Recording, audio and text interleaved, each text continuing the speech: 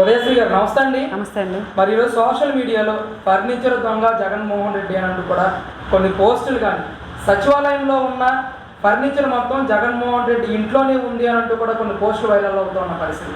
ఇది ఎంతవరకు నిజం? నిజంగానే జగన్మోహన్ రెడ్డి గారి ఇంట్లో ప్రభుత్వానికి సంబంధించిన ఫర్నిచర్ ఉందా? అసలు దీనిపై మీ అనాలిసిస్ ఏంటి? మీరు ఏ విధంగా రియాక్ట్ అవుతారు? రాష్ట్ర ప్రజలందరికీ నమస్కారం అండి. జగన్మోహన్ రెడ్డి ఏదైతే ఫర్నిచర్ ఆడి తాడేపల్లి కొంపలో ఉందో అది 100% కరెక్ట్ అండి. ప్రతి ఒక్క వీడియోలో చూపించినట్టుగా సచివాలయంలో ఉండాల్సినవన్నీ కూడా ఆడి తాడేపల్లి కొంపలో ఉన్నాయండి.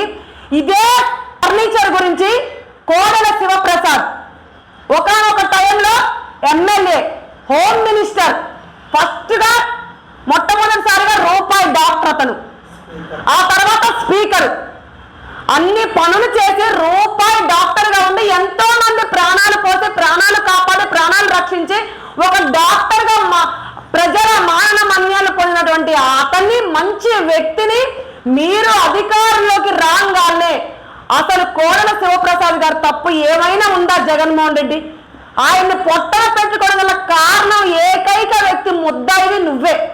ఎందుకయ్యా అంటే ఫర్నిచర్ ఉన్న మాట మీకు లెటర్ రాయడం జరిగింది. ఫర్నిచర్ నా దగ్గర ఉందని నిజాయితీగా ఒప్పుకోవడం జరిగింది. అది కాకపోతే కొంచెం పాడైపోయి ఉండడం వల్ల మీరు ఎంత డబ్బులు అడిగితే అంత డబ్బులు ఇస్తాను, పోనీ మీరు పంపించమంటే పంపిస్తానని కూడా చెప్పడం జరిగింది. అధికారం వచ్చిన తర్వాత పంపించడం ఏంటి అంటే అధికారంలో ఉన్నాం కదా, ఏ మాట మాట్లాడినా చెల్లుబాటు అయిపోయింది, మేము అధికారం రాగానే మేము దోచుకోవడానికి మొత్తం పంపించేయండి అని ఆయన్ని మానసిక క్షోభకు గురి చేసి దొంగ దొంగ దొంగ దొంగ అని ప్రతి ఒక్క పిచ్చనా కొడుకు, వైసీపీ పార్టీలో ఉన్న చెత్త నా కొడుకులు అందరూ కూడా, పేటీఎం దాచిన నా కొడుకులు అందరూ కూడా ట్రోల్ చేయడం జరిగింది. ప్రతి ఒక్క సోషల్ మీడియాలో పోస్ట్ చేయడం జరిగింది, న్యూస్ లో వాడడం జరిగింది.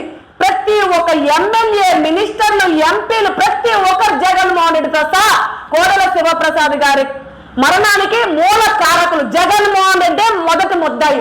అలాంటి మంచి వ్యక్తిని మీరు దొంగ దొంగ దొంగ అని పదే పదే పదే అతని మానసిక క్షోభకు గురి చేసి అతను గౌరవంగా ఎంతో మంది ఆంధ్ర రాష్ట్ర ప్రజల ఆప్యాయత, అనురాగ ప్రేమలు పంచుకున్నటువంటి నాయకుడు ఆయన స్పీకర్ గా పనిచేశాడంటే ఆయన ఎంత మంచి వ్యక్తి అయితే స్పీకర్ గా పనిచేస్తాడు. రూపాయి డాక్టర్ అంటే అతను ఎంత ప్రజల మీద ప్రేమ ఉంటే, ఎంత మంది ప్రాణాలు కాపాడడానికి ముందుకొచ్చిన మనిషి అతను. అలాంటి మనిషిని పట్టుకొని దొంగ దొంగ దొంగ అని ముద్రేసి అతని మానసిక క్షోభకి గురి చేసి అతను డిప్రెషన్ లోకి వెళ్ళిపోవడానికి గల కారణం అతను మొత్తం మీ గురించి ఆలోచించి అతని మీద ముద్ర వేయడం వల్లే, దొంగ అనే ముద్ర వేయడం వల్లే ఆయన ఆత్మహత్య చేసుకోవడం జరిగింది. మరి ఈరోజు ఇదే జగన్మోహన్ రెడ్డిని అడుగుతా ఉన్నాను, నువ్వు ఎక్కడ దేంతో ఆత్మహత్య? ట్రైన్ కింద నీళ్లు లేని బావిలో దూకుతావా? నీళ్లు లేని కాలువలో దూకుతావా? అదే నువ్వు రిషికొండలో కట్టేటువంటి ప్యాలెస్ ఉంది కదా, ఏదైతే ఈ రోజు ప్రజలందరూ చూసి నిన్ను క్వశ్చన్ చేస్తా ఉన్నారో, సమాధానం చెప్పలేక నువ్వు ఎక్కడ దాక్కున్నావో అదే రిషికొండ ఉరేసుకొని జగన్మోహన్ రెడ్డి ఈ 5 సంవత్సరాలు తాడేపల్లి కొంపలో ఏదైతే చలామణి చేశావో, ప్రభుత్వాన్ని తాడేపల్లి కొంపల నుంచే గడిపావో, ప్రభుత్వాన్ని అక్కడి నుంచే నడిపావో 5 సంవత్సరాలు, అదే తాడేపల్లి కొంపలో జగన్మోహన్ రెడ్డి. నందై 4 ఏళ్ళు బతికినా పర్వాలే, 10 ఏళ్ళు బతకాల్సిన అవసరం లేదు జగన్మోహన్ రెడ్డి.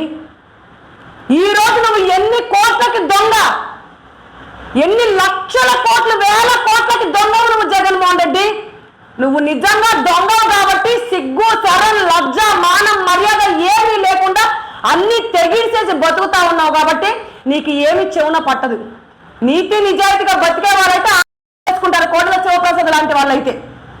మరి నీకు అలాంటివన్నీ ఏమీ లేవు కదా, డబ్బే ప్రపంచం, ఆస్తులే సర్వస్వం నీకు. వాటి కోసం ఏదైనా చేయడానికి నువ్వు సిద్ధంగా ఉన్నావు. రోడ్డు మీద డబ్బులు ఇస్తాను తంట తిండ్రా బాబు అంటే తంట తిన్నాను కూడా సిద్ధపడే నీచ నికృష్ట దుర్మార్గులు నువ్వు. ఎన్ని భూ కబ్జాలు చేసి జైల్లో ఉండొచ్చావు నువ్వు, నీ మీద ఎన్ని కేసులున్నాయి, నువ్వు ఎన్ని భూ కబ్జాలు చేసి సంపాదించిన సంపాదన, ఇన్ని ప్యాలెస్లు బెంగళూరు కానివ్వండి, హైదరాబాద్ కానివ్వండి, రిషికొండ కానివ్వండి, తాడేపల్లి కొంప కానివ్వండి, ఇన్ని ప్యాలెస్లు కట్టడానికి ఎవడబ్బా సొమ్ము? ఎన్ని భూకబ్జ నీ తండ్రిని అడ్డం పెట్టుకొని దోచేశావు. నీ తండ్రి ముఖ్యమంత్రిగా ఉన్నప్పుడు ఈ 5 సంవత్సరాలు నువ్వు ముఖ్యమంత్రిగా ఎలగబెట్టిన తర్వాత ఆంధ్ర రాష్ట్రం సర్వం దోచేసావు, నాకేసావు, మింగేశావు. కనీసం నువ్వు ఫర్నిచర్ కూడా వదల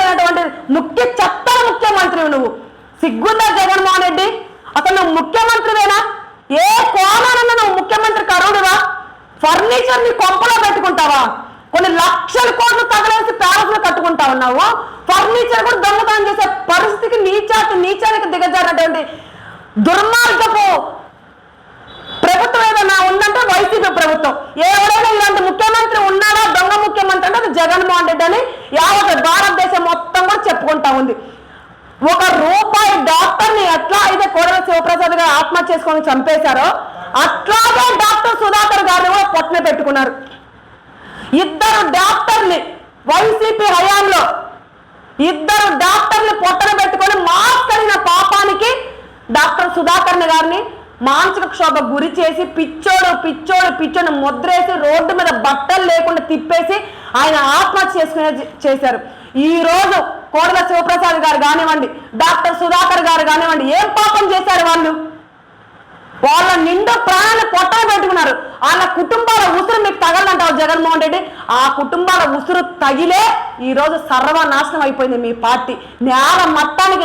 నేల నాకిచ్చేశారు ప్రజలు. భూపాతంలోకి తొక్కేశారు, అదాల పాతంలోకి తొక్కేశారు. పవన్ కళ్యాణ్ గారు ఏదైతే జగన్మోహన్ రెడ్డి అదాల పాతంలోకి తొక్కకపోతే నా పేరు పవన్ కళ్యాణ్ కాదని కాళ్ళు ఎప్పుడైతే ఎగిరేశాడో ఆ రోజే నీ పార్టీ చచ్చిపోయింది. ఆ రోజే పతనానికి నాంది పవన్ కళ్యాణ్ గారు ఇచ్చిన మాట నిలబెట్టుకున్నారు. నీ పార్టీని అదాల పాతంలోకి తొక్కేశాడు. ఈ రోజు కనీసం ప్రతిపక్ష హోదా కూడా లేకుండా తుక్కుగా రాష్ట్ర ప్రజలు ఓడించారు. దట్ ఈజ్ పవన్ కళ్యాణ్ గారు. ఏమన్నంటే తెలుగుదేశం పార్టీని అధికారంలో రానివ్వకుండా చేస్తా అన్నారు. ఇదే సవాల్ విసిరారు చంద్రబాబు నాయుడు గారు. తెలుగుదేశం పార్టీని అధికారంలోకి రాకుండా చేస్తారంట, తెలుగుదేశం పార్టీని చంపేస్తారంట, నిన్ను పుట్టించిన దేవుడు వల్ల కోరకాదని చెప్పేశారు. దట్ ఈజ్ చంద్రబాబు నాయుడు గారు. అదే అధికారంలోకి తీసుకొచ్చి చూపించారు. ఈరోజు అత్యధిక మెజార్టీతో ప్రతి ఒక్క కూటమి ఎమ్మెల్యేని గెలిపించి సవాలుగా నిలబెట్టిన నా నాయకుడు, నా ప్రియతమ నాయకుడు చంద్రబాబు నాయుడు గారు. అది సవాల్ అంటే.